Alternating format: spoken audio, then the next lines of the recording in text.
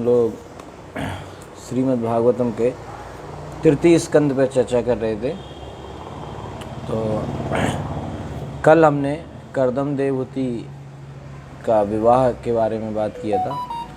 उसके आगे आज हम चर्चा करते हैं। 23वें अध्याय से आज शुरुआत करेंगे।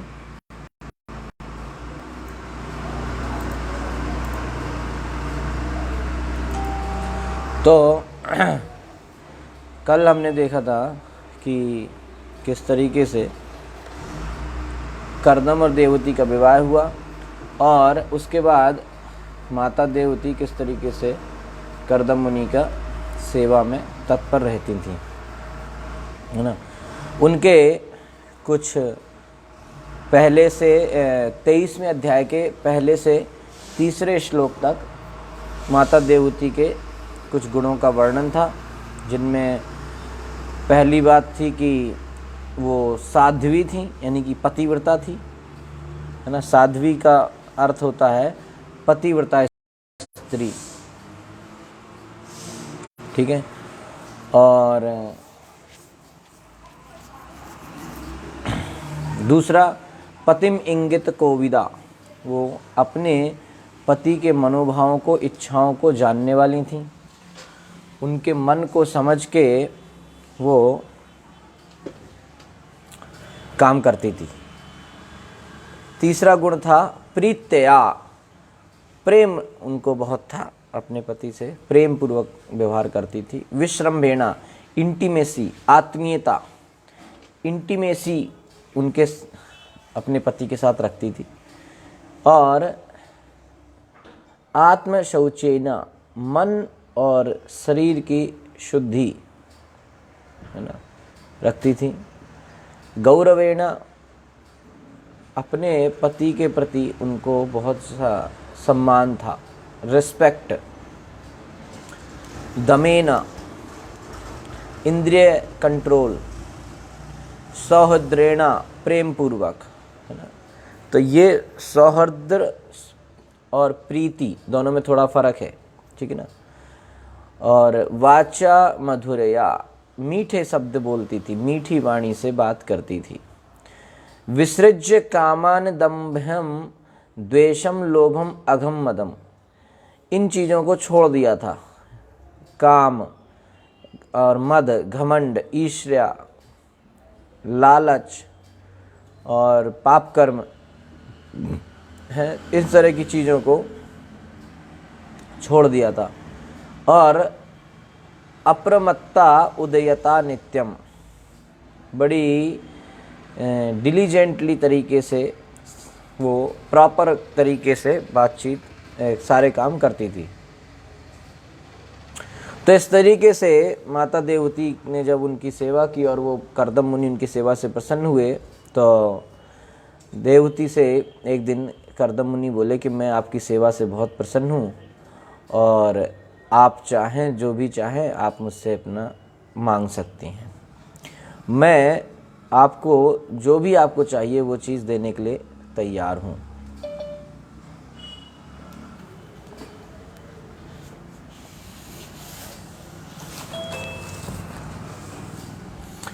तो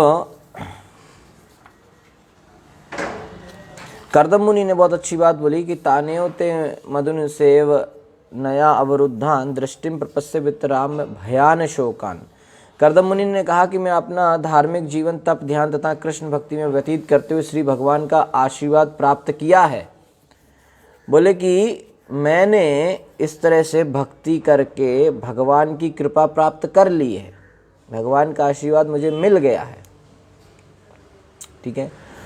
और यद्यपि तुम्हें भय तथा शोक से रहित इन उपलब्धियों का अभी तक अनुभव नहीं है। बोले कि तुमको ऐसा अनुभव नहीं है कि कब भय और शोक से ऊपर की स्थिति क्या है। दुनिया में हर व्यक्ति भय और शोक में है, थोड़ा डरा रहता है, दुखी रहता है। मृत्यु का डर तो सभी को है। तो बोले उस चीज़ का अनुभव तुम्हें नहीं है, भय और शोक से ऊपर का अनुभव तुमको नहीं है, लेकिन मैं तुम्हें वो चीज़ प्रदान कर सकता हूँ। दृष्टिम प्रपस्य वितराम भयान शोकान, भय और शोक से ऊपर की चीज़ मैं तुम्हें दे सकता हूँ। क्यों? क्योंकि मैं क्योंकि तुम मेरी सेवा में लगी हुई हो। तुमने मेरी सेवा बहुत अच्छे से किया है, मैं बहुत प्रसन्न हूँ, इसलिए मैं तुम्हें ये चीज़ अभय प्रदान कर सकता हूँ। व्यक्ति, इस संसार में सबसे बड़ी चीज़ है अभय, क्योंकि हर व्यक्ति को किसी न किसी चीज़ का डर रहता है, और कुछ नहीं है तो मृत्यु का डर तो है ही। तो बोले मैं तुम्हें वो अभय प्रदान कर सकता हूँ। और देखो, दृष्टिम प्रपस्या, मैं तुम्हें वो दिव्य दृष्टि देता हूँ, तुम देखो वो ये सब चीज़ें कितनी बढ़िया है कि नहीं। और इस तरीके से बोले कि श्री भगवान श्री कृष्ण की कृपा के अलावा, देखिए बहुत अच्छी बात बोल रहे हैं कर्दम मुनि, अपनी पत्नी को समझा रहे हैं। पहले तो कह रहे कि मैंने तुम्हारी सेवा से बहुत प्रसन्न हूँ, और एक और बात उन्होंने बोली कि मैं तुम्हारी सेवा से बहुत प्रसन्न हूँ। यो देही नाम यतीव सुहृत्स देहो नावेक्षिता समुचिता छपितुम मदर्थे। जितने भी शरीरधारी हैं, जिन लोगों के पास शरीर है, उन लोगों को अपना शरीर बहुत प्रिय होता है। ठीक है, हर व्यक्ति को अपना शरीर बहुत प्रिय होता है, अत्यंत प्रिय होता है। अपने शरीर, हर व्यक्ति बड़े बड़े काम करेगा, लेकिन जब अपने शरीर के कष्ट की बात आएगी तो सबसे पहले अपने बारे में सोचेगा। लेकिन माता देवहूति ने कर्दम मुनि की सेवा ऐसे करी थी कि अपने शरीर की सुध बुध भुला के भी करी थी। ऐसा वर्णन आ रहा है कि वो अपने पति की सेवा में इतना खो गई थी कि उनको अपने शरीर की भी चिंता नहीं रहती थी कि क्या खाया, क्या पहना, क्या पिया, कुछ नहीं उनको फर्क पड़ता था। सिर्फ उनको एक ही चीज़ दिखती थी कि मेरे पति कैसे प्रसन्न रहे। तो आइडियल कैरेक्टर एक पत्नी का प्रदर्शित हो रहा है, आदर्श जीवन एक पत्नी के लिए। तो कह रहे हैं कि साधारणतया सभी जीवों को अपना शरीर प्रिय होता है, और एटलीस्ट वो कुछ भी करे पर अपने शरीर का ध्यान रखता है, अपने शरीर को बढ़िया से रखता है। और स्त्रियां तो खास तौर से अपने शरीर को मेंटेन रखती हैं। लेकिन माता देवहूति ने कुछ भी ध्यान नहीं दिया। और वैसे तो वो राजा की पुत्री थी, तो सुंदर भी कितनी थी, कल हमने सुना। लेकिन वो अपने पति की सेवा में इस तरह से लीन हो गई कि उनको अपने शरीर की सुध बुध नहीं रही, और वो वास्तव में एक ओल्ड बुजुर्ग, जो ओल्ड लेडी होती ना, उसके जैसे वो दिखने लगी, है ना। जैसे एक ओल्ड बूढ़ी स्त्री होती है, उसके जैसे उनकी स्थिति हो गई। गाल पूरे अंदर पिचक गए, स्किन लूज हो गई, पूरा पुराने कपड़े रहते थे, सब ऐसे ही बिल्कुल जैसे एक जंगल में रहने वाली कोई बूढ़ी औरत हो, ऐसे वो दिखने लगी थी। लेकिन फिर भी वो अपने पति का ध्यान रखती थी, और उन्हीं के बारे में, उन्हीं का ध्यान रखते रखते वो अपनी भी सुध बुध नहीं रखती थी। तो कर्दम मुनि ने कहा कि साधारणतया हर व्यक्ति कम से कम अपने शरीर का तो ध्यान रखता है, लेकिन मुझे तो बहुत आश्चर्य की बात हो रही है, मुझे बहुत आश्चर्य हो रहा है कि तुमने मेरे सेवा के लिए अपने स्वयं के शरीर को भी उपेक्षित कर रखा है। कितनी, मैं बहुत आश्चर्य हो रहा है मुझे, मैं बहुत प्रसन्न हूँ तुम्हारे इस भाव से, इसलिए तुम जो चाहे वो मांग सकती हो। और वैसे तो मैंने भगवान की कृपा प्राप्त कर ली है, तो चाहो तो मैं तुम्हें वो कृपा भी दे सकता हूँ, और वो चीज़ दे सकता हूँ जिससे तुम संसार के सारे दुख, परेशानियों, शोक, मोह, भय, इनसे ऊपर आ सकती हो।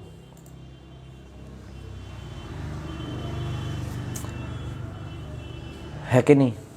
बहुत ही इंपॉर्टेंट बात बोल रहे हैं कि मैं बहुत प्रसन्न हूँ तुम्हारी सेवा से, तुमने अपने शरीर को उपेक्षित करके मेरी सेवा किया है, और मैं बहुत प्रसन्न हूँ। मैं तुम्हें मांगो, जो तुम मांगोगी दूंगा। और ध्यान, और ये भी बता रहे हैं कि मैं क्या दे सकता हूँ। बोले मैंने भगवान की कृपा प्राप्त कर ली है, मैं तुमको वो कृपा दे सकता हूँ, मैं तुमको वो चीज़ दे सकता हूँ, वो चीज़ जो तुम्हें इस संसार के भय शोक से ऊपर ले जाएगी, यानी कि भगवान की भक्ति दे सकता हूँ, मैंने प्राप्त किया है, मैं दूंगा। तो बोले कि और समझा रहे हैं, क्योंकि जनरली जो है स्त्रियों को इतने जल्दी समझ में नहीं आता है, वो कितना भी सुन लें, लेकिन अंत में वो भौतिक चीज़ों में ही फंस जाते हैं। तो बोल रहे हैं कि भगवान की कृपा के अतिरिक्त संसार में और कौन सी चीज़ है जिससे कोई फ़ायदा हो सकता है। दुनिया की बहुत सारी चीज़ें आपको मिल जाएं, मैं दे भी दूं, लेकिन भगवान की कृपा से बढ़ के है क्या कोई चीज़?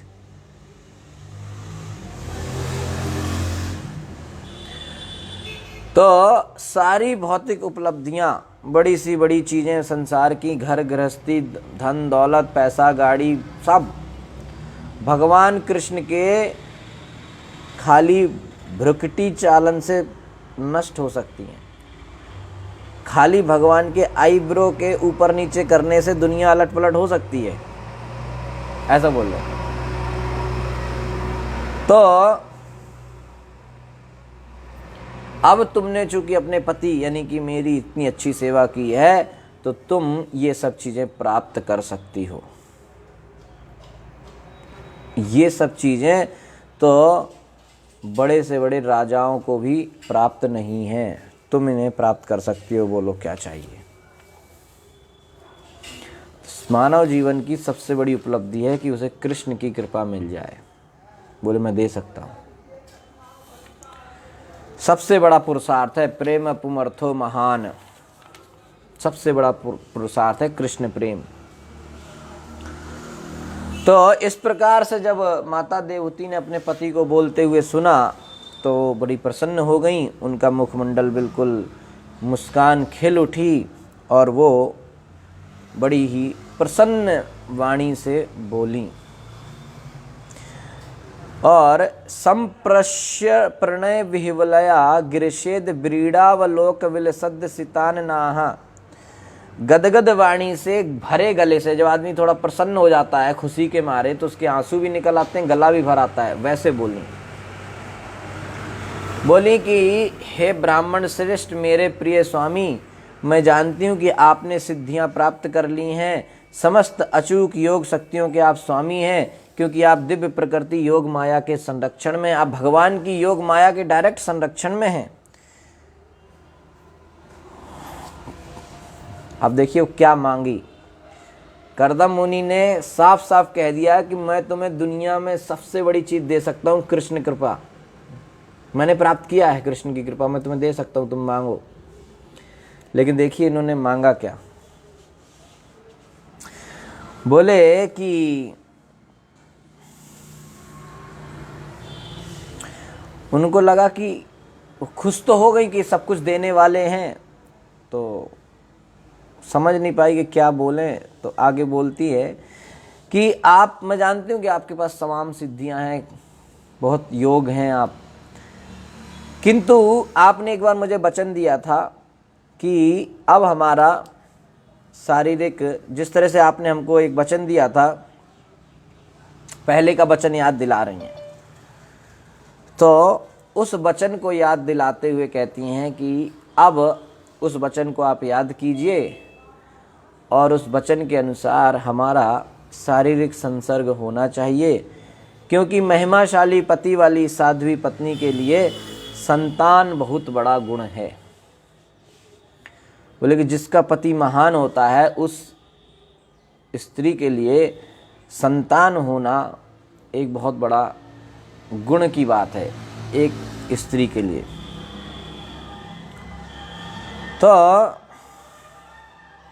भगवान के भक्त कर्दम मुनि तो सीधे राधा रानी की कृपा प्राप्त हैं, तो वो बहुत बड़े महात्मा थे और इसलिए यहाँ आया है कि योग माया के वश में थे, यानी कि डायरेक्ट कृष्ण कृपा उन्हें प्राप्त थी। तो देवहूति को पता था कि वो कर्दम मुनि के शारीरिक संयोग से एक पुत्र प्राप्त करना चाहती हैं, अतः उन्होंने अपने पति को उनके द्वारा माता पिता को दिए गए वचन को स्मरण दिलाया कि मैं इनके संतान उत्पत्ति तक रहूँगा। ऐसे शादी के समय ये बात की थी कर्दम मुनि ने, तो उनको याद दिलाया कि वो वचन आपने दिया था तो आप उसको पूरा कीजिए। और बोले कि जो साध्वी स्त्री होती है, योग्य पतिव्रता स्त्री होती है, उसके लिए संतान प्राप्त करना एक बड़ी गौरव की बात है। प्रभुपाद जी तात्पर्य में बताते हैं कि स्त्री शब्द का अर्थ ही है विस्तार, शाब्दिक अर्थ। अगर वर्ड टू वर्ड मीनिंग देखेंगे तो स्त्री शब्द का मीनिंग होता है विस्तार। यानी कि जैसे ही व्यक्ति पहले अकेला होता है, जैसे ही विवाह होता है तो उसका परिवार का विस्तार होने लगता है ना। और गुणों का विस्तार होता है, अच्छे माता पिता से उत्पन्न संतान है, उनके व्यक्तिगत गुणों के ही विस्तार होती हैं, एक्सपेंशन होता है। अगर परिवार में कोई चीज़ चली आ रही है अच्छे गुण, तो वो फिर विस्तार होता है उनका, हर चीज़ एक्सपेंड होती है विवाह के बाद। तो स्त्री शब्द का जो वास्तविक शाब्दिक अर्थ है वो है विस्तार। तो कर्दम मुनि और देवहूति दोनों को आध्यात्मिक प्रकाश प्राप्त था। देवहूति माता चाह रही थी कि पहले संतान प्राप्ति हो और तब उन्हें भगवत कृपा या भगवत प्रेम प्राप्त हो। पहले घर गृहस्थी, बाद में कृपा। तो प्रभुपाद जी बताते हैं कि स्त्री की सबसे बड़ी अभिलाषा, इच्छा यही होती है कि उसे अपने महान पति के समान एक पुत्र प्राप्त हो। ये स्त्री की एक वास्तविक इच्छा होती है। अगर उसका स्त्रीत्व, उसको वो शिक्षा है, वो उसके भाव है ना। आजकल ऐसा नहीं देखा जा रहा है। आजकल पता नहीं, आजकल तो वो अपने बच्चे को खुद ही मार देते, अबॉर्शन करा देते, झंझट खत्म। ये लो है ना, दुनिया के तमाम तरीके चल गए हैं बच्चे अवॉइड करने के। तो वो कलयुग है। माता की कोख सबसे सुरक्षित मानी गई है, वो भी कलयुग में सुरक्षित नहीं है। माता खुद ही खा लेती है गोलियां, ले खत्म, फिनिश। तो पर स्त्री के लिए सबसे बड़ी गौरव की बात है कि उसके एक पुत्र हो, कम से कम एक पुत्र तो हो, है ना। तो चूंकि उसे पति के रूप में महान भक्त कर्दम मुनि प्राप्त थे, अतः वो चाहती थी कि उनके समान एक पुत्र की प्राप्ति न हो। तो बोले कि आगे देवहूति माता कहती हैं कि आप सब कुछ जानने वाले हैं, आप जानते हैं कि मैं काम वेदना से पीड़ित हो रही हूँ, तो आप शास्त्रों के अनुसार जो भी व्यवस्था हो आप करें, जिससे कि मेरी इच्छा संतुष्ट हो और ये जो मेरा शरीर है ये फिर से योग्य हो जाए। क्योंकि वो बिल्कुल देखने में बूढ़ी ऐसे दिखने लगी थी। और कहती हैं कि हे स्वामी, अब जब संतान हो गई, ये सब होगा, तो घर भी चाहिए। अभी तक तो घर है नहीं आपके। तो बोले आप इस बात पे ही विचार करें कि एक घर हमारा हो, है कि नहीं। तो ये वास्तविक जो एक स्त्री की इच्छाएं होती हैं वो यहाँ पे प्रकट हो रही हैं ना। तो प्रभुपाद जी कहते हैं कि वैदिक साहित्य में खाली मतलब बहुत प्रैक्टिकल बातें बहुत सारी लिखी हुई हैं आध्यात्मिक शिक्षाओं के साथ साथ। क्योंकि आध्यात्मिक पूर्णता प्राप्त करने हेतु जो भौतिक अस्तित्व के लिए करने योग्य काम हैं, उनको करने के लिए जो ज्ञान चाहिए वो भी शास्त्रों में दिया है ना। कि कुछ चीज़ें भौतिक स्तर पे करनी होंगी, करनी पड़ती हैं आध्यात्मिक स्थिति में पूर्णता प्राप्त करने के लिए। इसलिए माता देवहूति ने अपने पति से पूछा कि वैदिक शिक्षाओं के अनुसार शास्त्र के अनुसार जो हो वैसे आप मेरी इच्छाएं की पूर्ति करें। जो चीज़ शास्त्र के विरुद्ध हो वैसे मेरी इच्छाओं की पूर्ति न करें। जो मैं आपसे इच्छा कर रही हूँ, अब कर्दम मुनि उनको बहुत बड़ी चीज़ देने वाले थे, भगवत कृपा, लेकिन उन्होंने कहा कि वो बाद में, पहले जो एक घर गृहस्थी वाला जो सुख होता है पहले हम वो चाहिए।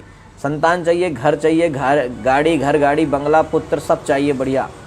पहले बच्चे हों, उनकी शादियाँ हों, मतलब एक सिंपल पहले ये चाहिए।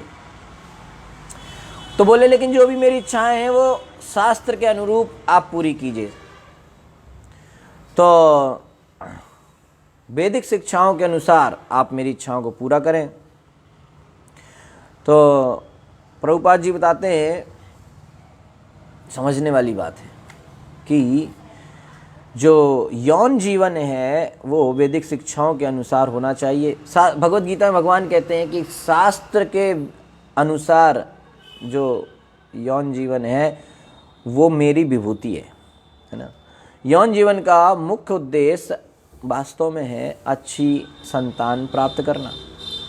अच्छी संतान प्राप्त करने की उपस्थितियों का वर्णन शास्त्र में है, कैसे कर सकते हैं।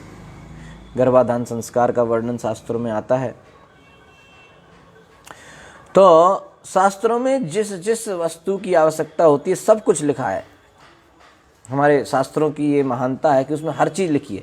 घर कैसा हो, घर की सजावट कैसी हो, पत्नी कैसी हो, पत्नी को कैसे वस्त्र धारण करना चाहिए, किस प्रकार का उबटन, सुगंध, परफ्यूम, किस प्रकार के हाव भाव पत्नी को बनाने चाहिए, सब वहाँ पे वर्णन है। कैसा ऐसा करने से पति उनकी सुंदरता के प्रति आकृष्ट होगा, उसके उपयुक्त मानसिक स्थिति तैयार होगी और फिर उनको वो पुत्र की प्राप्ति कराएगा। प्रॉपर गर्भाधान संस्कार होने से अच्छी संतान प्राप्त होगी, भक्त संतान प्राप्त होगी। तो यहाँ पर देवहूति के शारीरिक वैशिष्ट का उल्लेख भी आ रहा है कि वो अत्यंत कृशकाय हो गई थी, यानी कि वो बहुत बुजुर्ग हो गई थी, ओल्ड दिखने लगी थी। तो उन्हें ये डर हो सकता था कि कर्दम मुनि को ऐसा न लगे कि वो आकर्षण ही ना रहे, तो कैसे। तो वो जानती थी कि पति को आकर्षित करने के लिए उन्हें शरीर को थोड़ा सुधारना पड़ेगा। तो इस तरीके से ये वैदिक साहित्य में सारी चीज़ें आयुर्वेद के अनुसार पिताजी प्रभुपाद जी बता रहे हैं कि अगर पति पत्नी से आकृष्ट होता है, अगर पति पत्नी से आकृष्ट होता है तो पुत्र की प्राप्ति होती है। और अगर किंतु जब पति पर पत्नी आकृष्ट होती है, अगर उल्टा है, पत्नी पति पर आकृष्ट है तो पुत्री प्राप्त होगी। आयुर्वेद के अनुसार आयुर्वेद में ऐसा वर्णन है। तो इस तरह से बहुत सारी चीज़ें यहाँ पे प्रभुपाद लिख रहे हैं, विस्तार से आप पढ़ सकते हैं 3 स्कंद के 23वें अध्याय में। आगे घर की भी चर्चा हुई कि एक घर की व्यवस्था करो भाई, घर गृहस्थी चलानी है तो एक घर ना हो तो कैसे बनेगा, रहेंगे कहाँ, बच्चे तो हो जाएंगे तो रहेंगे कहाँ। तो क्योंकि जो वहाँ पे वो रहते थे कर्दम मुनि, वो तो बिल्कुल कुटिया थी वहाँ, और ऐसी कुटिया थी कि उसमें इस तरह की जीवन, गृहस्थी वाला जीवन का मन ही नहीं बनेगा व्यक्ति का, उसमें तो सिर्फ भजन का मन बनेगा। तो इस तरीके से जब कर्दम मुनि ने देखा कि उनकी जो पत्नी है, प्रिय पत्नी, उसकी इच्छाएं तो कुछ और ही हैं, तो उन्होंने कहा कि मैत्रेय जी कहते हैं कि अपनी प्रिय पत्नी की इच्छा को पूरा करने के लिए फिर कर्दम मुनि ने, देखिए पति का कर्तव्य है कि वो भक्ति करे, पत्नी कर्तव्य है कि पति की सेवा करे, और पति इतना सक्षम होना चाहिए कि पत्नी की इच्छाओं को पूरा कर सके। तो कर्दम मुनि की सारी सेवाएं की उन्होंने, कर्दम मुनि को कृष्ण कृपा भी प्राप्त हो गई। अब वो बोली कि भाई अब मेरी इच्छाएं पूरी करो, घर बनाओ, बढ़िया बंगला हो, गाड़ी हो, घूम के आए थोड़ा। तो कर्दम मुनि वैसे तो अपने लिए कुटिया में रहते थे, भजन करते थे, लेकिन इसका मतलब नहीं कि वो सक्षम नहीं थे। उन्होंने तुरंत अपनी योग शक्तियों का प्रयोग किया और एक हवाई महल, एक्चुअली एक प्लेन बनाया, बहुत बड़ा एक विमान बनाया, अपनी शक्ति से पैदा कर दिया। तो वो बहुत पावरफुल व्यक्ति थे भाई।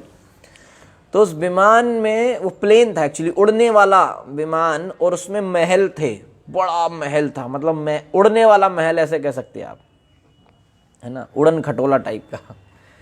और उसको उन्होंने उत्पन्न कर दिया, बहुत ही ज़्यादा भव्य महल था वो, है कि नहीं।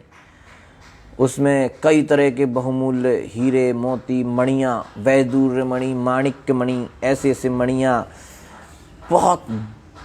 बहुत ही बड़ा था, मतलब, है ना। कई श्लोकों में उसका वर्णन है कि दीवारों पे हीरे जड़े हुए थे, नीलमणि के गुंबद बने हुए थे, सोने के कलश वहाँ रखे हुए थे, बड़ा सुंदर, मरकत मणि से सुसज्जित। उस महल के अंदर उड़ने वाला है वो, उसमें झीलें भी हैं, झरना भी है, पहाड़ भी हैं, घाटियां भी हैं, सब है उसके अंदर। पशु पक्षी, कबूतर, हंस सब वहाँ पे हैं, बिल्कुल सुंदर माहौल। और उसके अंदर क्रीड़ा स्थल, विश्राम घर, सोने का कमरा, आंगन, चौक, सब कुछ था, इतना विशाल। अपनी योग शक्ति से प्रकट किया, इतना महान, इतना सुंदर, इतना विशाल महल बना दिया, उड़ने वाला वो भी, कि यहाँ वर्णन आ रहा है कि यथोपजोषम रचितैर विस्मापनम विवात्मना। वो कर्दम मुनि उसको बनाने के बाद खुद ही आश्चर्य से देख रहे कि अरे यार इतना खतरनाक बना दिया क्या मैंने, इतना आश्चर्यजनक। उन्हें खुद भी नहीं पता था कि इतना महान बन जाएगा, लेकिन बना दिया। फिर खुद भी आश्चर्य उनको हो रहा था, विस्मय, स्वयं उनको आश्चर्य हुआ कि अरे वाह इतना बड़ा। तो इतना बड़ा, मतलब कोई अपनी पत्नी के लिए इतना बड़ा महल आज तक नहीं बनाया होगा। लोग फर्जी में ताजमहल की तारीफ करते हैं, हम तो कह रहे कर्दम मुनि ने अपनी पत्नी के लिए जो महल बनाया वो उड़ने वाला महल, उसके अंदर सब कुछ है, किसी भी लोक में जा सकता है, नहीं कि सिर्फ धरती के उसमें उड़ेगा, वो स्वर्ग लोक भी जा सकता है, मेरू के ऊपर भी जा सकता है, कहीं भी उड़ सकता है, इच्छा से चलता है। जो इच्छा देवहूति करेंगी वो इच्छा समझ जाएगा, उस दिशा में चला जाएगा। देखिए और देखिए, तो बाद में हुआ क्या, जब ये महल बना दिया तो कृष्ण भक्त जो होता है ना, वो सब देने के लिए सक्षम होता है, हर चीज प्रदान कर सकता है। तो जब उन्होंने देखा कि एक चीज कि जितना बड़ा महल बन गया, लेकिन देवहूति जो थी वो इस महल को देख के कुछ ठीक से प्रसन्न नहीं लग रही थी। उनके मतलब जैसे किसी को कुटिया में रह रहा हो रोड पे, और उसका पति अचानक से उसको एक मल्टी स्टोरीज बिल्डिंग बना के दे दे, और देखा है उसको आंखें बंद करके ले जाए वहाँ, और आंख खोले के सरप्राइज ये आपके लिए है। अरे बाप रे, तो है ना, उछल के खुशी के मारे उछल उछल के पागल हो जाए। लेकिन माता देवहूति को कोई खास खुशी हुई नहीं, उनका फेस पे ऐसा मतलब जो एक्सप्रेशन एक्सपेक्टेड था वो आया नहीं। तो अब मान लो एक व्यक्ति इतना, भाई सिचुएशन को आप समझिए, उसने इतना बड़ा महल बनाया कि उसकी पत्नी अभी तक कुटिया में रहती थी रोड पे झुग्गी झोपड़ी में, अब एकदम से उसको 10 माले का बड़ा मुंबई के मेन है ना जुहू बीच के सामने बना के दे दिया। बीच पूरा दिख रहा है, समंदर, ओशियन व्यू। और जब उसको सरप्राइज गिफ्ट देने आया तो वो खुशी नहीं हो रही उसको, तो वो व्यक्ति को टेंशन होगी ना। तो कर्दम मुनि ने समझा, उनकी भावनाओं को वो समझ गए और उन्हें पता चला और उनके हृदय की बात समझ गए। तो खुद ही बोले अपनी पत्नी से कि तुम टेंशन मत लो फुल फैमिली मैटर चल रहा है। बोले कि आप टेंशन मत लीजिए, पहले स्वयं, अब कर्दम मुनि इतने बड़े भक्त हैं कि एक एक चीज जो बोलते हैं करते हैं हर में कृष्ण कृपा है। बोले कि जो भगवान कृष्ण की कृपा से जो महल बन गया है, कृष्ण ने ही बनाया है, इसमें जाओ, एक इसमें इसको देख के अगर उनको जैसे प्रसन्न नहीं हुआ तो भगवान कृष्ण का ये पूरा जगह है। आप जो है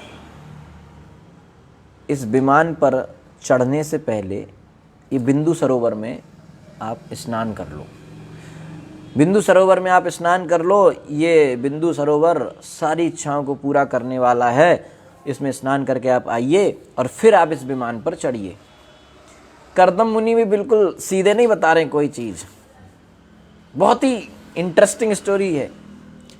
कर्दम मुनि कोई चीज सीधे नहीं बताए, समझ गए कि ये क्यों चिंतित है, इतना बड़ा महल देखने के बाद भी मेरी पत्नी प्रसन्न क्यों नहीं है, वो उसके हृदय को समझ गए। देखिए ये कनेक्शन है। पहले हमने सुना कि माता देवहूति अपने पति की हृदय की भावनाओं को समझ के काम कर लेती थी कि उनको क्या चाहिए। यहाँ पे कर्दम मुनि भी उतने ही अपने पत्नी के हृदय को समझ गए, बिना पूछे जान गए कि चाहती क्या है, लेकिन फिर भी बता नहीं रहे हैं कि हम आपकी वो चिंता भी दूर करने वाले हैं। सरप्राइज पे सरप्राइज दिए जा रहे हैं। बोले कि आप जाइए, इसमें स्नान कर लीजिए सरोवर में, और फिर आप इसके अंदर प्रवेश कीजिए। तो अच्छा, देवहूति माता ने बिना कुछ कहे, वो भी आदर्श पत्नी, बिना कुछ कहे वो चली भी गई स्नान करने। उन्हें क्यों कर लें, पहले मेरी टेंशन है उसको पहले दूर करो, तुमने पूछा भी नहीं मैं क्यों उदास हूँ, स्नान करने से क्या होगा, अभी पहले मेरी समस्या सुलझाओ। कोई बहस नहीं। कर्दम मुनि ने कहा जाओ स्नान करो, कर लिया, चली गए अंदर। तो ऋषि की कुटिया में रहती थी, मैले कुचले गंदे कपड़े उनके पास थे, बिल्कुल ही बुजुर्ग थीं। ऐसे लगता था कि सालों से उन्होंने अपने बाल नहीं संवारे हैं। स्त्रियों को अपने बाल बहुत प्रिय होते हैं, है ना। तो कर्दम माता देवहूति ने सालों से उन बालों को कुछ देखा ही नहीं था, तो बाल से चिपक के जटा बन गए थे। वो अपने पति की सेवा में इतना व्यस्त रहती थीं कि जो है उनको इन सब चीज़ों की सुध ही नहीं रहती थी, अपने शरीर की, अपने कपड़ों की, धूल की। उनके शरीर पे भी धूल ऐसी चिपक गई थी कि एक लेयर बन गई थी मोटी सी, और पूरा शरीर कांतिहीन, मतलब वो तेज नहीं था, मतलब छिप गया था सब कुछ। तो उन्होंने उस बिंदु सरोवर में जाके स्नान के लिए, डुबकी लगाने के लिए प्रवेश किया। तो जैसे ही वो उस बिंदु सरोवर के अंदर प्रवेश की स्नान के लिए और डुबकी लगाई, सरप्राइज, कर्दम मुनि इतने महान व्यक्ति थे, उन्होंने उस सरोवर के अंदर भी उनके लिए सरप्राइज इकट्ठा कर रखा था। क्या सरप्राइज था?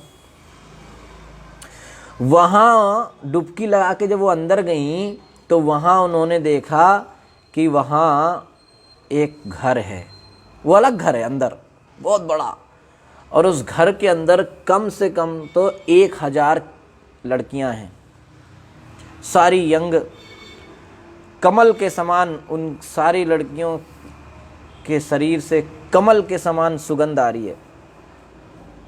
और जैसे ही उन लड़कियों ने देवहूति को अंदर आते हुए देखा, तुरंत सब उनके सम्मान में उठ के खड़ी हो गई, हाथ जोड़ के कहने लगी कि हम सब आपकी दासियां हैं, वाह, और आप हम पर कृपा करें और बताएं कि हम आपकी किस प्रकार से सेवा कर सकते हैं। और इस तरीके से उन सारी लड़कियों ने माता देवहूति को ले जाके फिर उनको कई तरह का श्रृंगार, उपटन, नहलाया, उनके नए वस्त्र उनको दिए, सारा उत्तम तरीके से उनको आभूषणों से सजा दिया।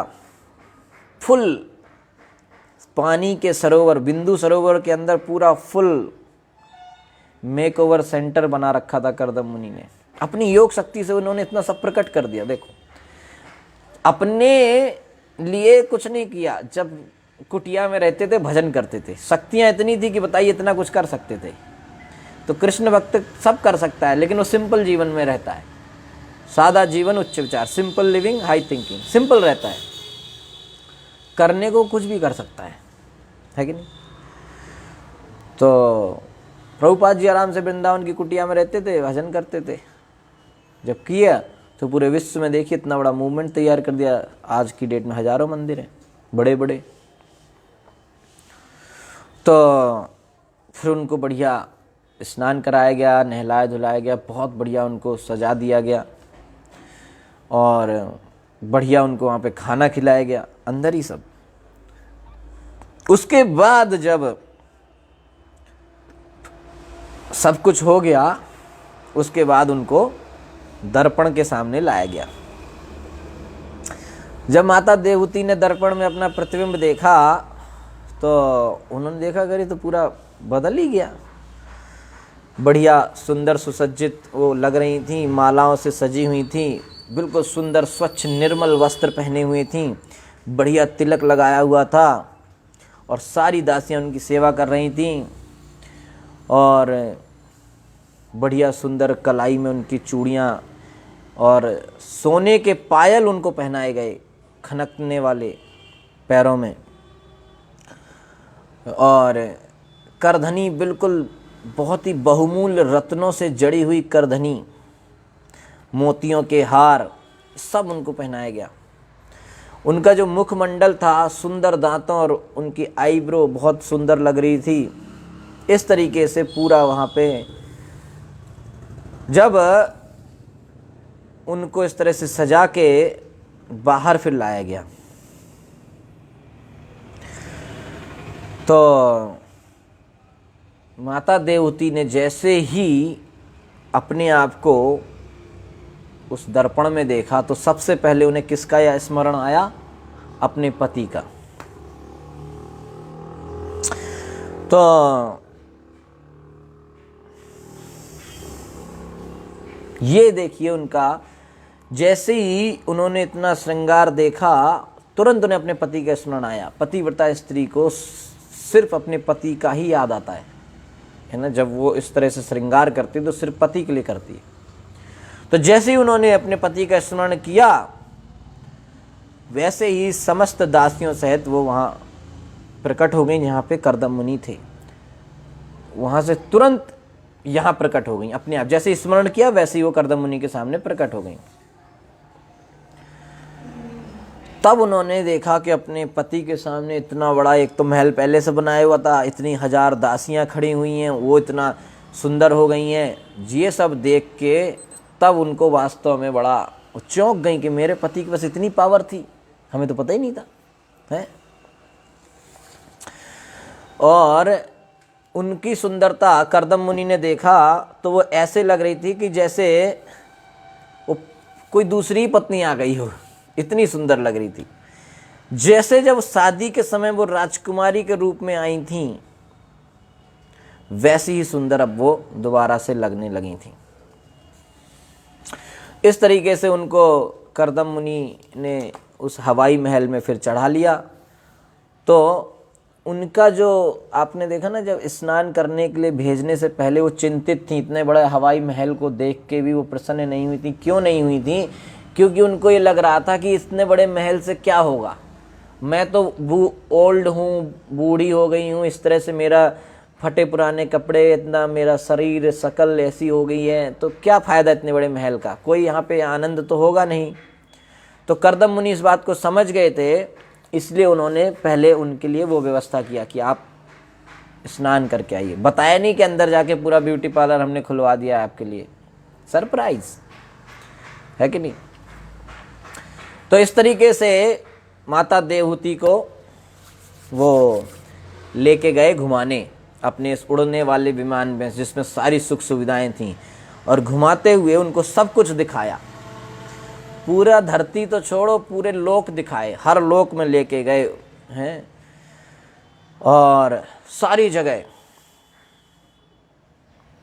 ऐसी कोई जगह नहीं थी जहां पे उनको घुमाया ना गया हो।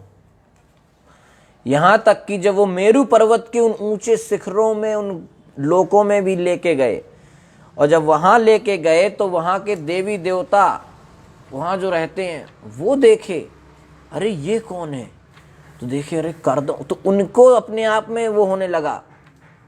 उनकी स्त्रियां ने जब देखा कि कर्दम और देवहूति इस तरह से विहार कर रहे हैं, तो उनको भी अपने आप में लगा कि अरे वाह, इनका जीवन देखिए कितना अच्छा है। तो देवताओं तक को चकित कर देने वाला ऐश्वर्य वैभव कर्दम मुनि ने अपनी पत्नी को दिया।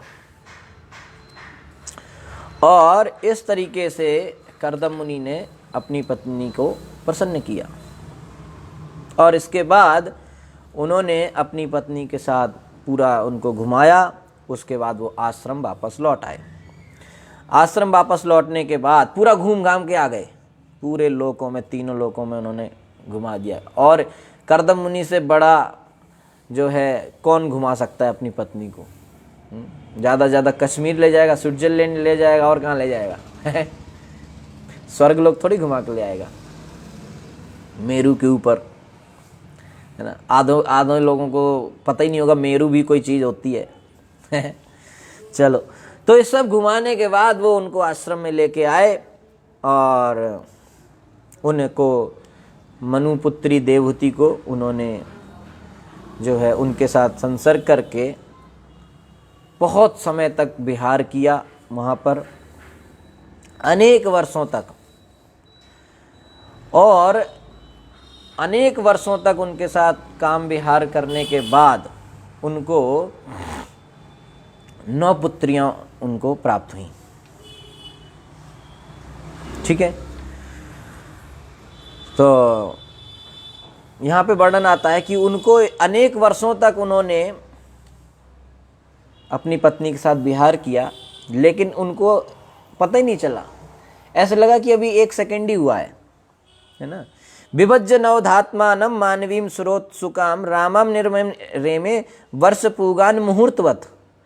कई वर्ष निकल गए अपनी पत्नी के साथ विहार करते करते, लेकिन ऐसे लगा कि अभी तो एक मुहूर्त ही हुआ है।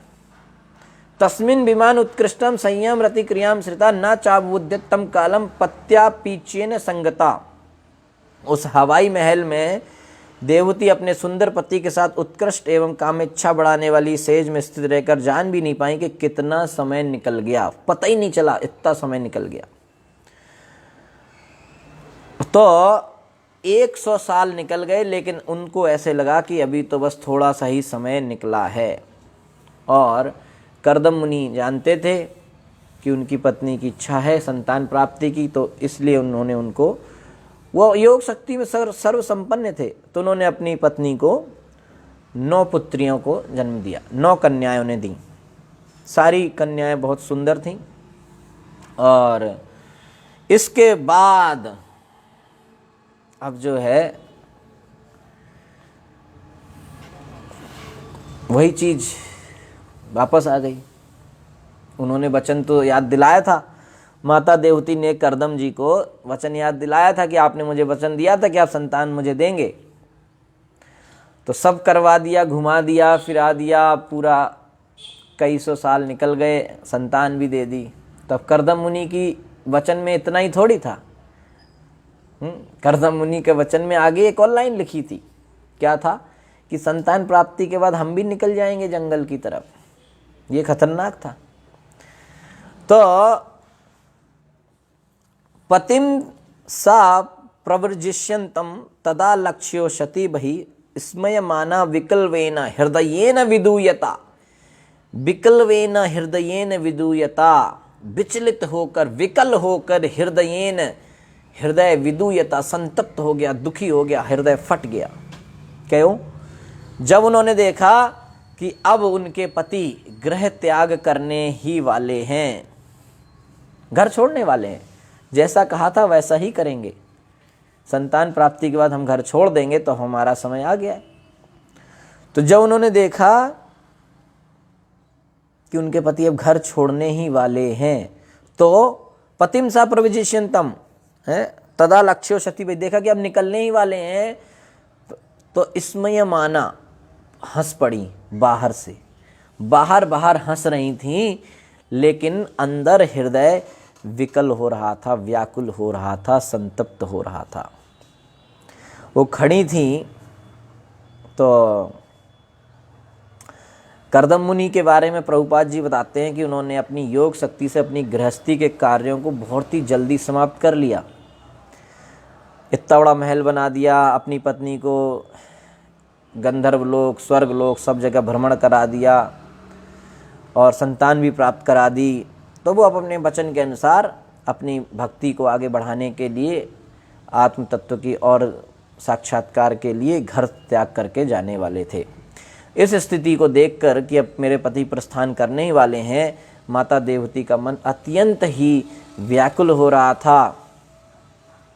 किंतु वही, अब चूंकि बात तो वही है, वचन तो पहले से था, तो वो अपने पति को संतुष्ट रखने के लिए ऊपर से हंस रही थी कि कहीं वो मेरे दुखी मन को देख के उनको टेंशन ना हो, तो वो ऊपर से हंस रही थी, लेकिन अंदर बहुत ज़्यादा व्याकुल थी। तो प्रभुपाद जी कहते हैं कि हाँ, श्री कर्दम मुनि के उदाहरण को ठीक प्रकार से समझ लेना चाहिए। जिस व्यक्ति की प्रमुख रुचि कृष्ण भावनामृत है, जिस व्यक्ति का मेन जीवन का उद्देश्य कृष्ण की भक्ति है, यदि वह परिस्थितिवश कभी गृहस्थ जीवन में फंस भी जाता है, अब ध्यान से समझने वाली बात प्रभुपाद जी कह रहे हैं कि अगर उसके जीवन का उद्देश्य है कि उसे कृष्ण भक्त ही बनना है, तो अगर उसकी परिस्थिति ये नहीं हुई कि भाई वो सन्यास ले ले, शादी ब्याह के बंधन से बच जाए। अगर ऐसा नहीं हो पाया परिस्थितियों के कारण और किसी परिस्थितिवश उसे गृहस्थ जीवन में फंसना पड़ गया, तो उसे घर के आकर्षण को जितना जल्दी हो सके उतने जल्दी त्याग करने में तत्पर रहना चाहिए। जितने जल्दी हो उन जिम्मेदारियों को निपटाए और निकले करदम मुनि के जैसा। क्योंकि करदम मुनि के पिताजी ने कहा था कि तुम बेटा संतान पैदा करो, जनसंख्या बढ़ाओ, हमारी पीढ़ी को बढ़ाओ, हम ये चाहते हैं। तो पिताजी की आज्ञा मानने के लिए उन्होंने शादी करी, संतान दिया और हम ये चले, हमारा काम हो गया। तो प्रभुपाद जी कहते करदम मुनि से सीखना चाहिए कि अगर किसी को फंस भी जाए, घर गृहस्थी में मजबूरी में फंसना पड़ जाए, तो जिम्मेदारियां पूरी करके निकलो वहां से, जितना जल्दी हो सके उतना जल्दी निकलो। है? करदम मुनि तो निकलने वाले थे, माता देवती उदास थी। तो अच्छा, अब उनके जाने के समय माता देवती का जो यहाँ पे वर्णन आ रहा है, वास्तव में इस अध्याय का नाम ही यही है, देवहूति का शोक।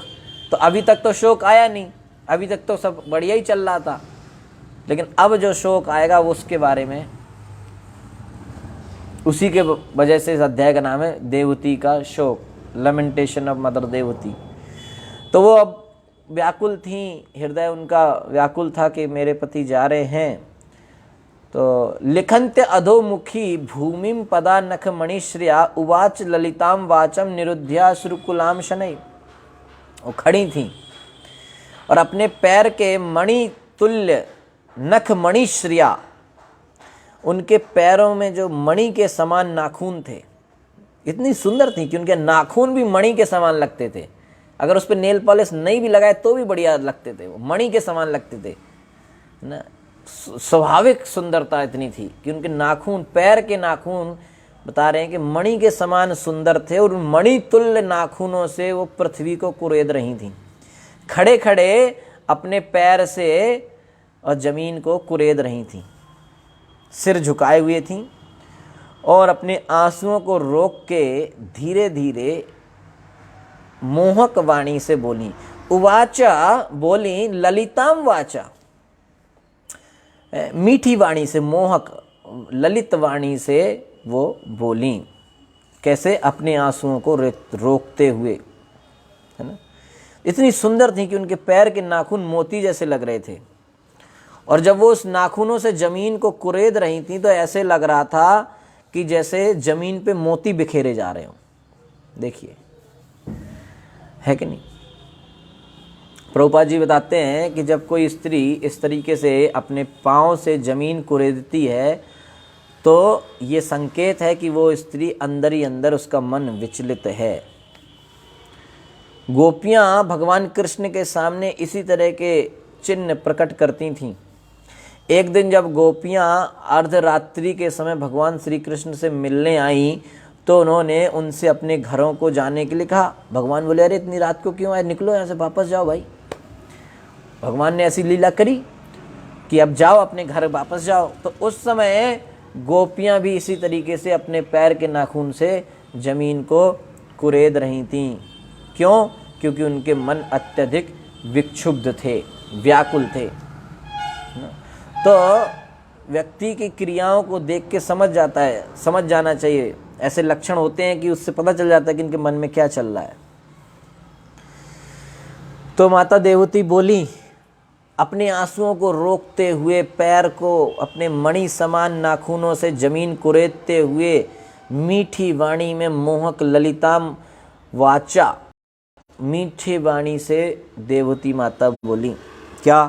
कि हे स्वामी, आपने जितने वचन दिए थे वे सब पूर्ण किए। कोई बात, जो आपने बोला था बिल्कुल पक्का आपने किया, परफेक्टली। लेकिन अब मैं आपकी शरण में हूँ, मैं आपकी शरण में हूँ, मैं आपके शरणागत हूँ, इसलिए मुझे अभयदान भी दें। सर्वम तद भगवान अहम उपोवाह प्रतिश्रुतम अथापि में प्रपन्नाया, मैं आपकी शरण में आती हूँ, अभयम दातुम अर्हसि, मुझे आप अभय प्रदान करें। अब अभय की बात फिर से आ गई। शुरू में कर्दम मुनि बोले थे कि मैं तुम्हारी सेवा से बहुत प्रसन्न हूँ, तुम मांगो, तुम्हें जो चाहिए मैं देने के लिए तैयार हूँ, और मैं कृष्ण की कृपा प्राप्त किया हूँ, मैं तुम्हें अभय दान दे सकता हूँ। तो श्रीमद् भागवतम में आगे 5वें स्कंद में इसका वर्णन है कि अपने आश्रित को अभय दान कैसे दिया जाता है। यहाँ पे प्रभुपाद जी बताते हैं कि एक पति का ये धर्म है, कर्तव्य है कि वो अपनी पत्नी को अभय दान दे। अभी अभय दान क्या होता है? पहले भी दे रहे थे कर्दम मुनि, यहाँ पे अब ये खुद मांग रही हैं, उस समय नहीं मांगा। उस समय वो दे रहे थे तो इन्होंने क्या मांगा? संतान हो, घर हो, बंगला हो, ये हो, वो हो। अब इनके समझ में आ रहा है कि अब तो गड़बड़ हो गई, तो अब अभय दान मांग रही। तो पति का धर्म है, कर्तव्य है कि वो अपनी पत्नी को अभय दान दे। 5वें स्कंद में बताया गया कि किस प्रकार से अभय दान दिया जाता है। तो कि जो मृत्यु के चंगुल से नहीं छूट पाता वो आश्रित है, उसे चाहिए कि वह ना तो गुरु बने, न पति, न परिजन, न माता, न पिता। अगर कोई व्यक्ति मृत्यु से डरता है, मृत्यु के चंगुल में है, कोई व्यक्ति अगर अपने से नीचे आश्रित को, जैसे गुरु है तो उसके शिष्य उस पर आश्रित है, पति है तो पत्नी उस पर आश्रित है, माता पिता है तो बच्चे उन पर आश्रित हैं, राजा है तो प्रजा उन पर आश्रित है कि नहीं? तो उनको ये पदवी नहीं लेनी चाहिए अगर वो अपने आश्रितों को अभय दान न दे, यानी कि उनको मृत्यु, जन्म मृत्यु जरा व्याधि, मृत्यु से उनको बाहर न निकाल दे, मृत्यु के भय से, तो उन्हें नहीं करना चाहिए। यानी कि हर व्यक्ति को, जैसे अगर पति है तो उसे अपनी पत्नी के लिए, पिता है तो अपने पुत्र के लिए, राजा है तो अपनी प्रजा के लिए, गुरु है तो अपने शिष्यों के लिए इतना अरेंजमेंट कर दे कि वो भक्ति करके भगवत धाम जाए, उन्हें अगला जन्म ना लेना पड़े। ये जिम्मेदारी उन्हें लेनी चाहिए। माता पिता, गुरु, रिश्तेदार, पति, इनकी ये जिम्मेदारी है कि वे अपने आश्रित को इस भौतिक स्थिति से छुटकारा दिलाएं। भौतिक जीवन सदैव भयानक और चिंताओं से भरा होता है। तो माता देवती बोली कि आपने मुझे सारी सुविधाएं प्रदान की और अब आप चूंकि जाने वाले हैं तो अब मेरा क्या होगा? तो आप अंतिम वरदान मुझे और दे दीजिए कि मैं इस भौतिक बद्ध जीवन से मुक्त हो जाऊं। जन्म मृत्यु जरा व्याधि, पुनरपि जननम, पुनरपि मरणम, पुनरपि जननी जठरे शयनम, इससे मैं मुक्त हो जाऊं। तो हे, वो अपने पति से कह रही है कि हे ब्राह्मण, आप मुझे ये चीज का वरदान और दे दे। और पति का कर्तव्य कि वो दे, क्योंकि नहीं तो क्या होगा, भटकते रहेंगे इसी में।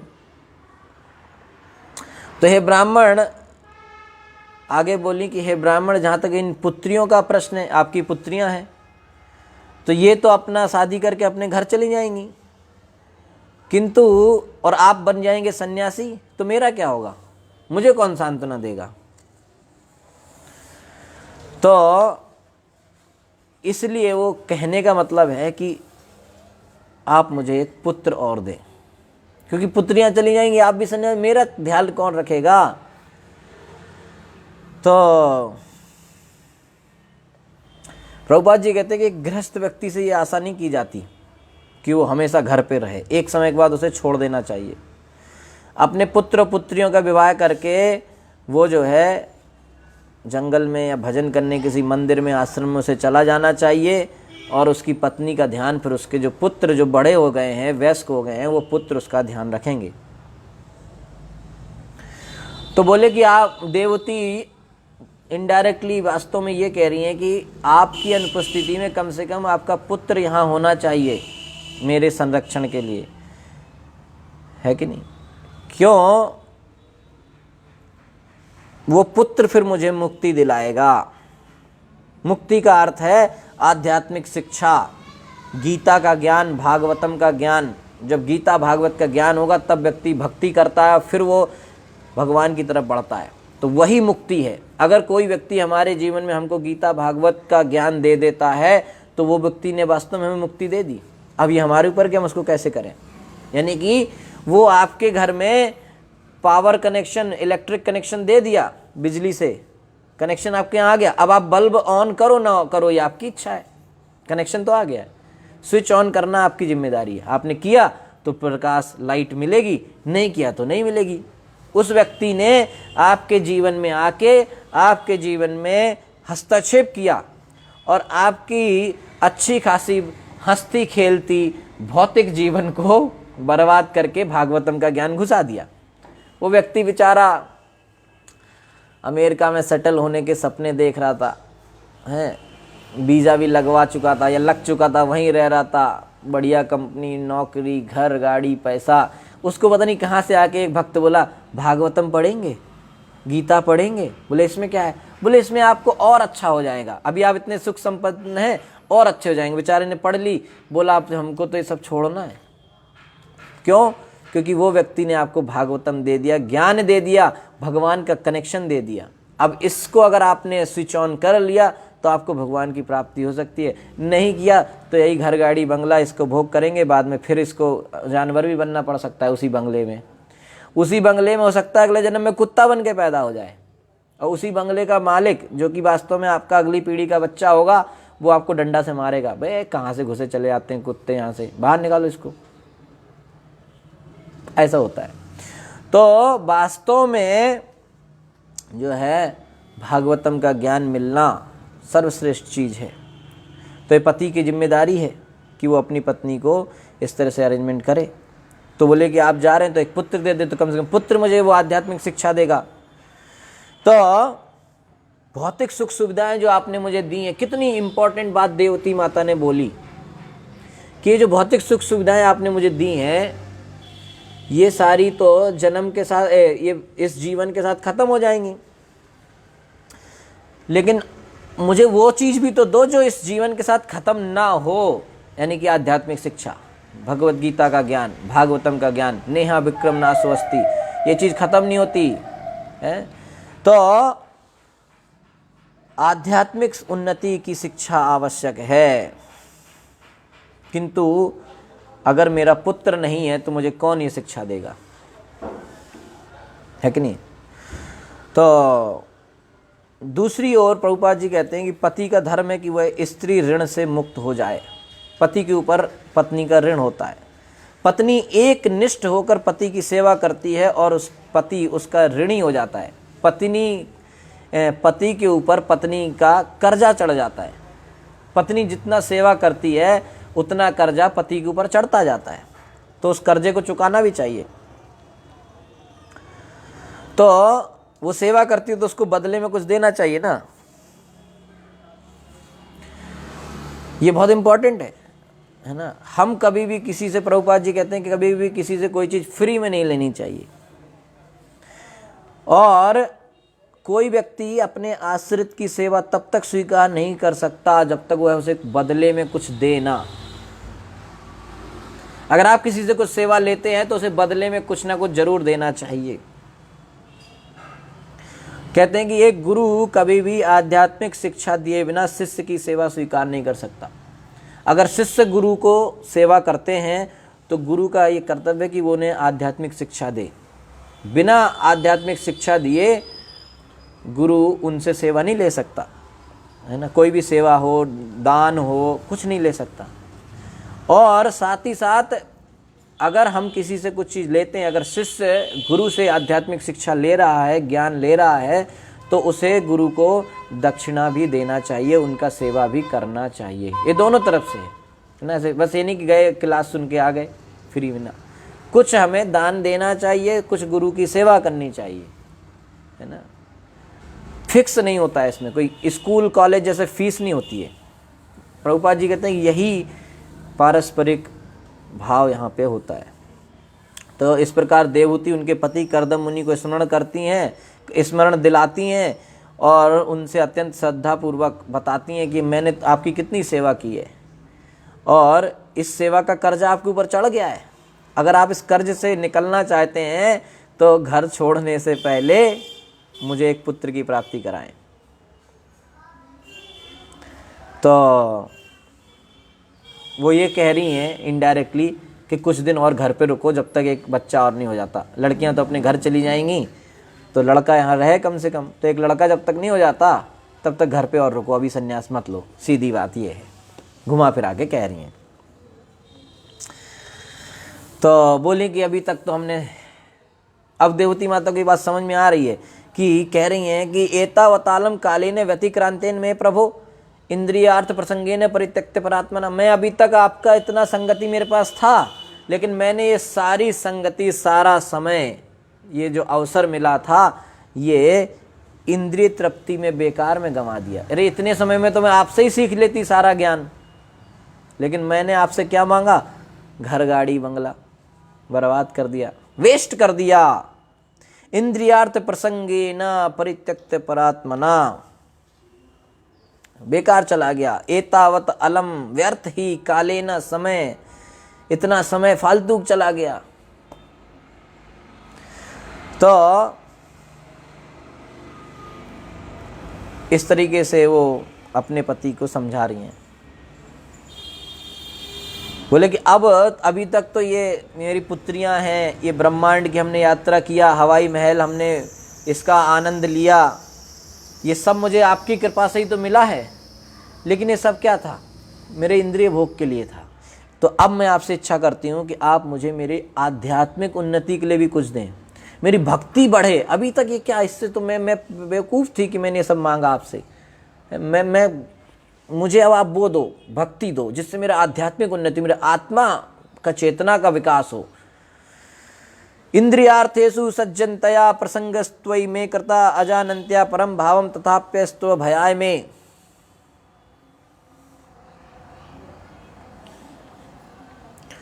तो बोली कि आपकी स्थिति को मैं नहीं समझ पाई थी कि आप कितने महान हैं।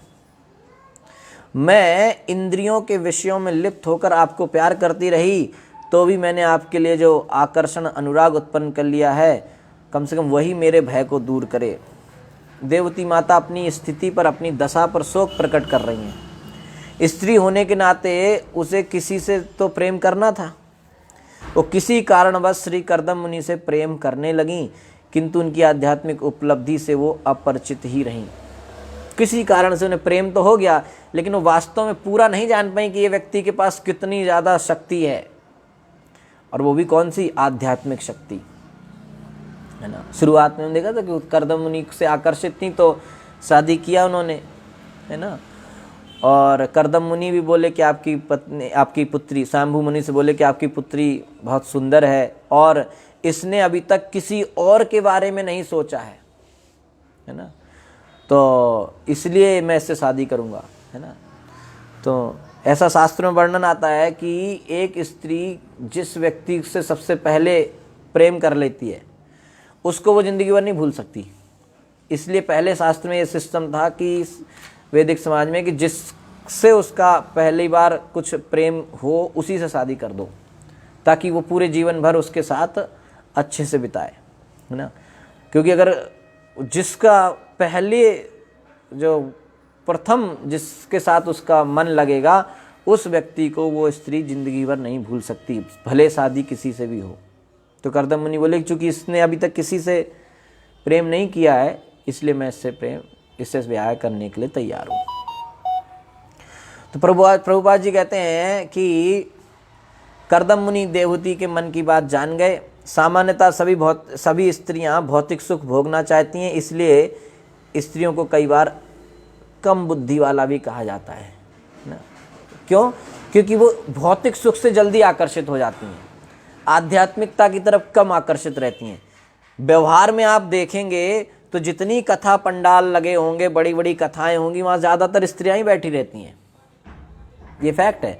लेकिन वास्तविक रूप में वो जल्दी आध्यात्मिक चीज़ को आकर्षित नहीं होती, वो भौतिक चीज़ में जल्दी। आप किसी बड़ी तीर्थ में लेके जाओ, यात्रा में, खूब उनको 2 घंटा प्रवचन दो, उस प्रवचन के बाद वहाँ से जब वो निकलेंगे तो रास्ते में सारी साड़ी की दुकान, चूड़ी की दुकान, उसमें अटक जाएंगी, भूल जाएंगे कि हम यहाँ दर्शन करने आए कि साड़ियाँ चूड़ियाँ खरीदने आए, भूल जाएंगे।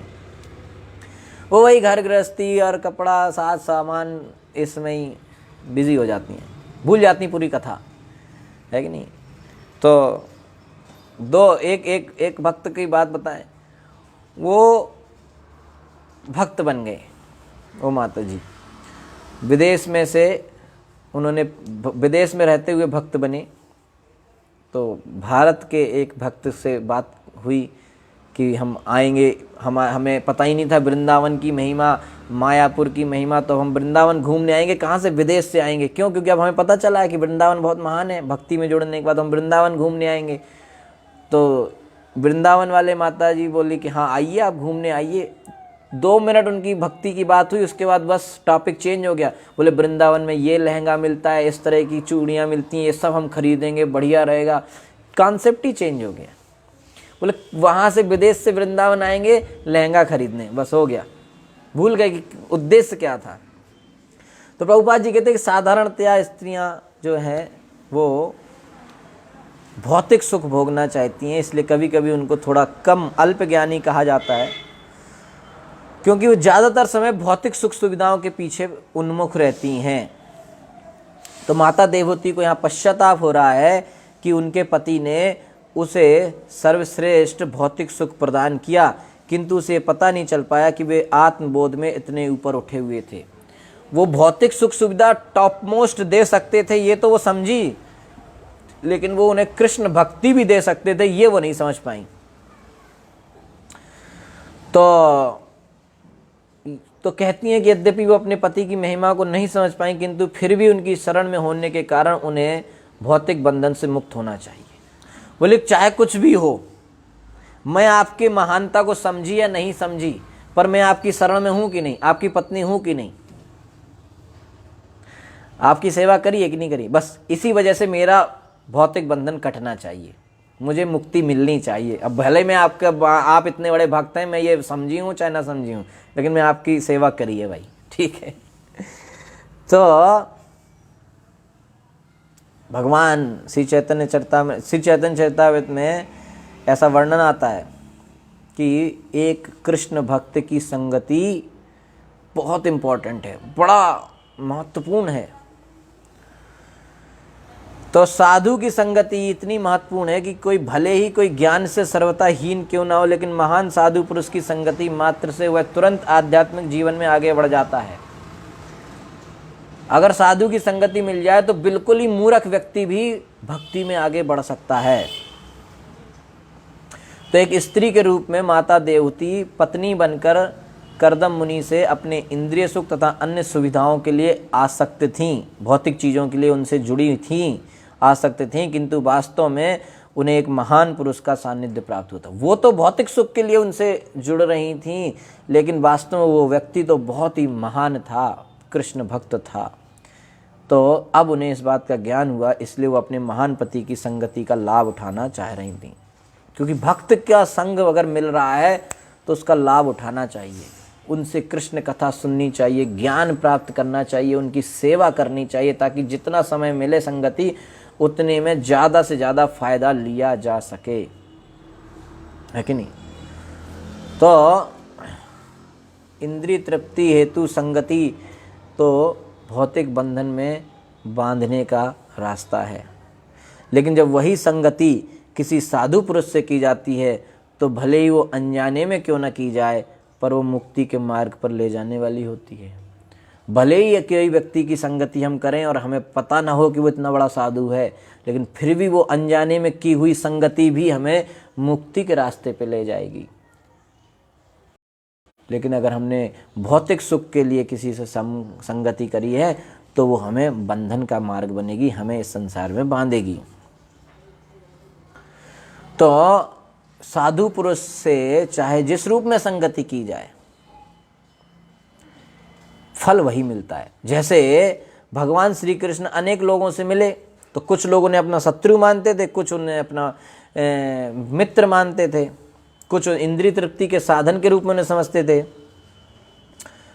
कहा जाता है सामान्यतया कि गोपियां इंद्रिय सुख के लिए भगवान कृष्ण पर आसक्त थीं, तो भी वे भगवान की उत्तम कोटि की भक्त थीं, किंतु कंस, शिशुपाल, दंतवक्र तथा अन्य असुर भगवान श्री कृष्ण से शत्रु के रूप में संबंधित थे, किंतु वे सब के सब भले ही श्री कृष्ण की संगति शत्रु के रूप में किए, इंद्रिय तृप्ति के लिए किए या डर के वजह से किए, कैसे भी हों या फिर क्यों शुद्ध भक्त के रूप में हो, पर मुक्ति तो सबको मिली ना।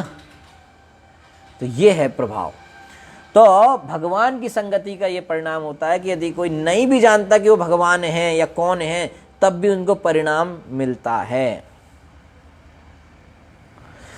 तो जिस प्रकार महान साधु पुरुष की संगति करने से उसी प्रकार मुक्ति मिलती है, जिस प्रकार कोई जाने अनजाने में भी अगर आग में हाथ डाल देता है तो हाथ जलता है, तो जाने अनजाने में भी अगर वो साधु की संगति करता है तो उसके लिए मुक्ति का रास्ता खुल जाता है।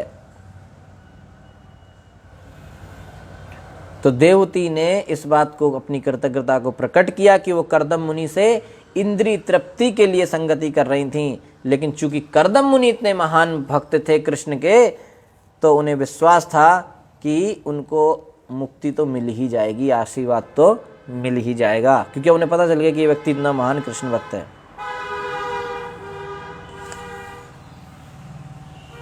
तो बोले कि हे स्वामी, मैं निश्चित रूप से पूर्ण पुरुषोत्तम भगवान कृष्ण की, कितनी अच्छी लाइन बोली।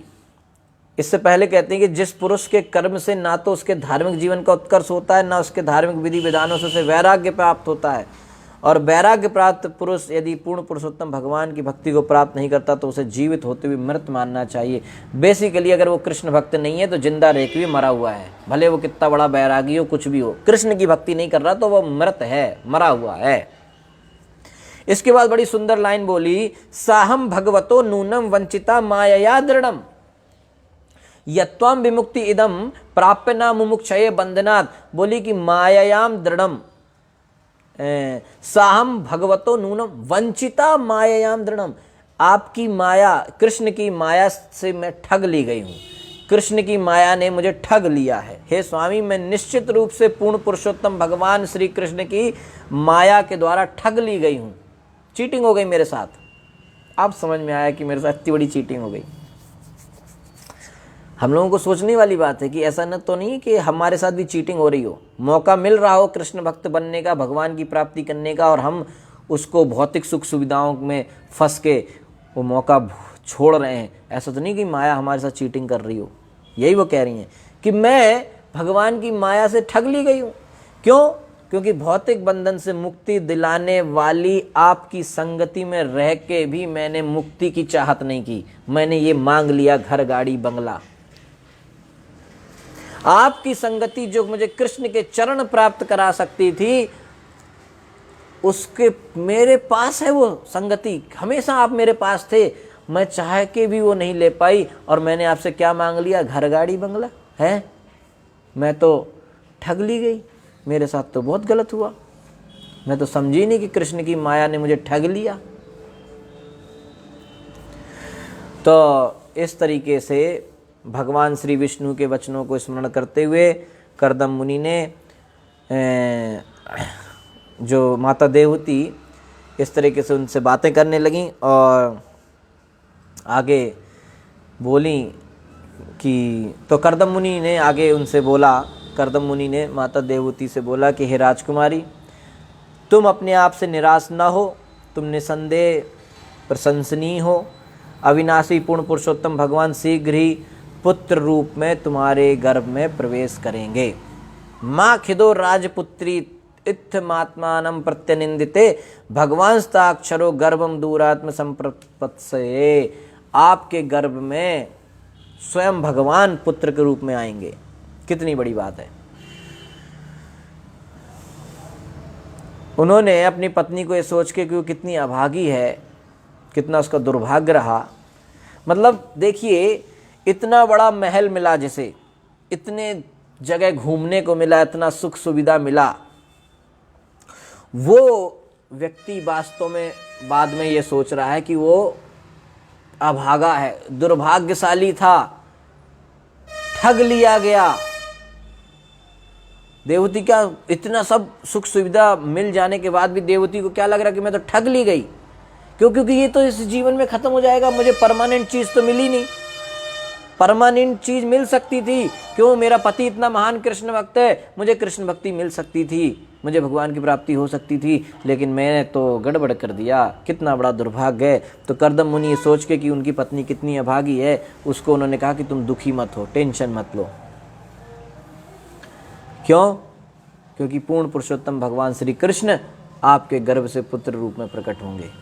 भगवान ने तो करदम जी को पहले ही बताया था ये बात, है ना, कि 9 पुत्रियां होंगी, 1 पुत्र होगा, उन्हें सब पता पहले से। तो बोले कि तुमने बहुत अच्छे से सब किया है, बहुत अच्छे व्रत को फॉलो किया है, भगवान तुम्हारा कल्याण करें।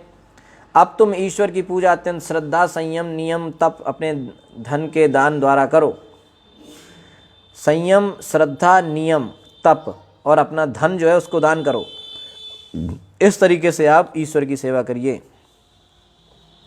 सात्वया आराधिता शुक्लो वित्वन्मान मामकम यशा छेत्ता ते हृदय ग्रंथि मौदार्यो ब्रह्म भावना। तुम्हारे द्वारा पूजित होकर भगवान मेरे नाम तथा यश का विस्तार करेंगे। वे तुम्हारे पुत्र बनकर तुम्हें ब्रह्म ज्ञान की शिक्षा देकर तुम्हारे हृदय में पड़ी गांठ को छीण कर देंगे। आएंगे, तुम्हारे पुत्र के रूप में आएंगे और तुम्हें ब्रह्म ज्ञान की शिक्षा देंगे।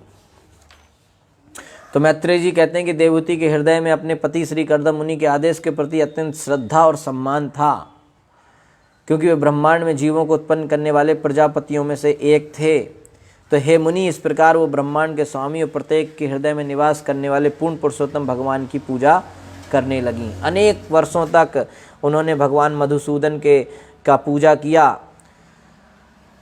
और भगवान पुरुषोत्तम कृष्ण श्री कर्दम मुनि की पत्नी देवहूति के गर्भ में उसी प्रकार प्रकट हुए जिस प्रकार किसी यज्ञ के काष्ठ में से अग्नि उत्पन्न होती है। पृथ्वी पर अनेक अवतार होते समय आकाश में देवताओं ने जैसे ही पृथ्वी पर उनके पुत्र के रूप में भगवान प्रकट हुए तो देवताओं ने वहाँ पे फूलों की वर्षा करना चालू कर दिया। अनेक अनेक वाद्य यंत्रों को बजाना, ध्वनि करना, गंधर्व लोग गायन करना चालू कर दिए।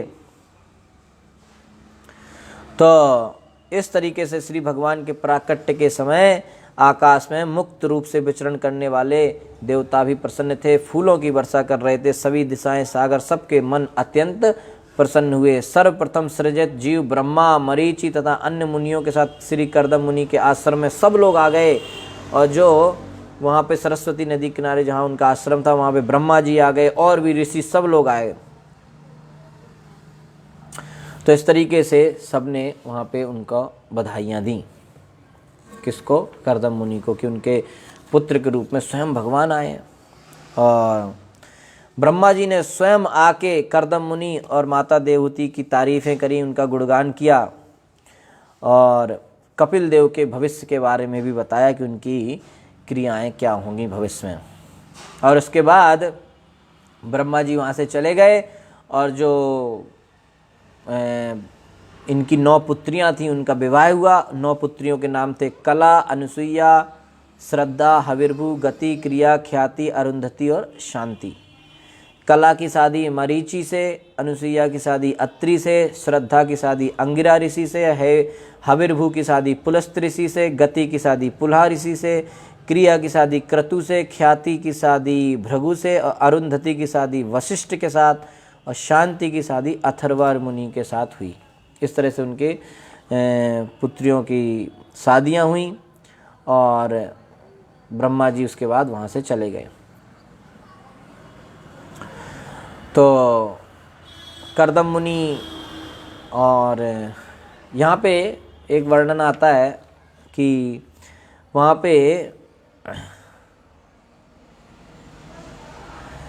पे ब्रह्मा जी ने जब शादी में आए थे तो शादी हुई और शादी के समय ब्रह्मा जी वहाँ से आशीर्वाद देके अपने सत्यलोक में चले गए अपने हंस के विमान पर बैठ के, और नारद जी को और कुमारों को भी लेके गए। कुमार वही जो शुरुआत में छोड़ के चले गए थे कि हम शादी नहीं करेंगे, और ब्रह्मा जी बहुत नाराज़ हुए थे और फिर ब्रह्मा जी को गुस्सा आया तो उनके गुस्से से शिव जी का जन्म हुआ।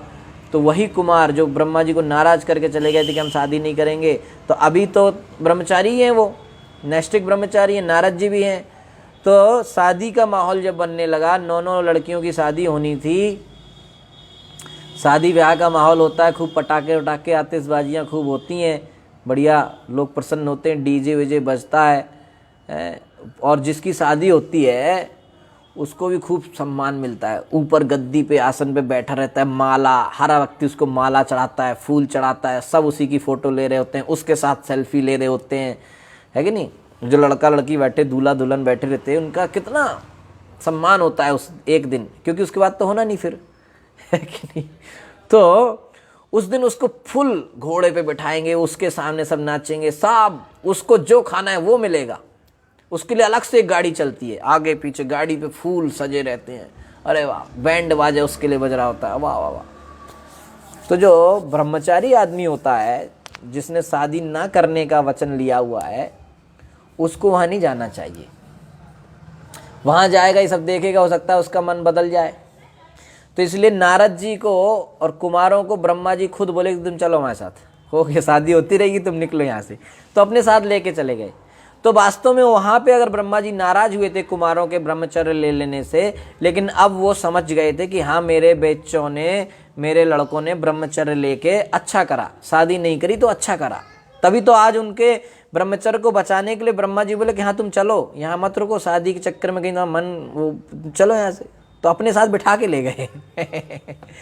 ठीक है कि नहीं। तो इसके बाद कर्दम मुनि ने, उनके जो पुत्र पैदा हुए उनका नाम हुआ कपिल देव। तो भगवान कपिल देव को कर्दम मुनि ने उनकी स्तुति करी और बहुत गुणगान किया कि आपका, मेरे घर में आपका जन्म हुआ, हम धन्य हो गए। उसके बाद कर्दम मुनि ने कपिल देव का गुणगान किया, स्तुति किया, और उसके बाद उनकी प्रदक्षिणा करी और उनसे आज्ञा ली। किस चीज़ की आज्ञा? कर्दम मुनि ने अपने पुत्र कपिल देव से, क्योंकि भगवान है, उन्हें पता है कि भगवान है, तो उनसे आज्ञा लिया। क्या आज्ञा लिया? कि हम अब जाएंगे। वो अपने सन्यास लेने पर टिके हैं। उनको जाना है। बोले अब पुत्र हो गया, अब निकले हम। तो बोले हम जा रहे हैं भाई, जंगल में जाएंगे। बोले अब आप प्रकट हो गए पुत्र के रूप में, तो मेरा जो कर्ज था वो भी सब चुक गया है और सारी मेरी इच्छाएं पूरी हो गई। अब मैं अपना निकलूं, भगवान की आगे और भक्ति करूं। तो यहाँ पे प्रश्न उठता है कि कर्दम मुनि अब और क्या भक्ति करने वाले हैं भाई? उनके पुत्र के रूप में स्वयं भगवान आ गए। भाई प्रसन्न नहीं थे तो कैसे आ गए? अगर उनकी भक्ति पूर्ण नहीं थी तो भगवान ऐसे ही उनके घर में आ गए, उनसे साक्षात मिल रहे हैं, सेवा ले रहे हैं, बातचीत चल रही है, सामने बैठे हैं। जिसके घर में स्वयं कृष्ण पुत्र बन के आ जाएं तो उसको ये माना जाएगा कि इसकी भक्ति अभी पूरी नहीं हुई। लेकिन फिर वो क्यों? घर में भगवान बैठे हैं, तुम सन्यास लेके कहां जा रहे हो? सोचने वाली बात है कि नहीं है? प्रश्न उठ रहा है कि जब घर में स्वयं भगवान आके बैठे हैं, तुम सन्यास लेके बाहर जा रहे हो, क्यों? तो इस बात के लिए आचार्यों ने 3-4 कारण दिए। पहला कारण दिया कि जो वैदिक शास्त्र का नियम है उसको मानने के लिए, क्योंकि शास्त्र को मानना सबसे बड़ी बात है। शास्त्र का नियम कहता है कि एक निश्चित उम्र होने के बाद व्यक्ति को घर छोड़ देना चाहिए, तो इसलिए वो जा रहे थे घर छोड़ के। दूसरा, यहां पे एक भाव में गड़बड़ होने वाली थी, क्योंकि यहां पे देखिए कर्दम मुनि उनके पुत्र के रूप में प्रकट हुए हैं। तो जब पुत्र के रूप में प्रकट हुए हैं तो वात्सल्य का भाव बनेगा, बच्चे वाला भाव, भगवान से बच्चे वाला वात्सल्य प्रेम पैदा होगा। लेकिन कर्दम मुनि तो बचपन से भगवान को अपने मालिक ठाकुर के समान देखते आए ना, दास्य भाव में, कि मैं दास हूं भगवान, उस भाव से वो देखते हैं। अभी वो बच्चे बन के आ गए तो दो भाव क्लैश ना हो, इसलिए वो चले गए, है कि नहीं? क्योंकि अब बच्चे के रूप में आए हैं, उनकी रोज आरती चरणामृत थोड़ी ले पाएंगे। तो उन लोग, अब जैसे नंद बाबा हैं, वो वात्सल्य भाव में, तो बच्चे से कहते हैं जाओ मेरा चप्पल लेके आना बेटा, हमको थोड़ा बाहर जाना है।